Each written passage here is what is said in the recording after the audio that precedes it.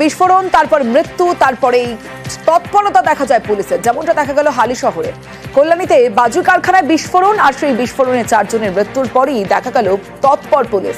হালি শহরে পুলিশের অভিযান, আর একটি বাড়ি থেকে বাজেয়াপ্ত করা হলো নিষিদ্ধ বাজি। অরুণ রয়েছে আমার সঙ্গে। অরুণ, যে কোনো একটা ঘটনা ঘটার পরই অতি সক্রিয়তা দেখা যায় পুলিশের, তো বাকি দিনগুলো সেই তো সেই অবস্থা। দেখো, কল্যাণীর পর কিন্তু পুলিশ একেবারে কল্যাণীর পাশে আছে হালি শহর। এই হালি শহরে গভীর রাতে তল্লাশি চালায়। প্রায় 3.5 কুইন্টাল চকলেট বম থেকে শুরু করে বিভিন্ন রকম শব্দবাজি কিন্তু পুলিশ উদ্ধার করে। তাহলে এতদিন এই বাজিগুলো ছিল কোথায়, এই নিয়ে যখন প্রশ্ন উঠেছে, বলে গতকাল বিদ্যুৎ হালদার নামে একজনকে গ্রেফতার করেছে, কিন্তু যিনি বাড়ির যে মালিক দেবু খান, তার খোঁজ কিন্তু পুলিশ পায়নি। পুলিশের কাছে খবরে আরো এরকম ছোট ছোট বাড়ি দেখা, বাড়ির মধ্যে এরকম মজুত করা আছে অনেক জায়গায়।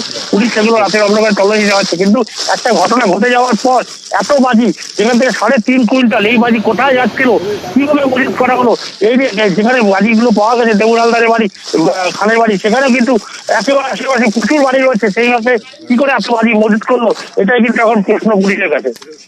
বেশ অরুণ। বিদ্যুৎ বাজি কোথা থেকে পেয়েছো? বিদ্যুৎ বাজি কোথা থেকে পেয়েছো?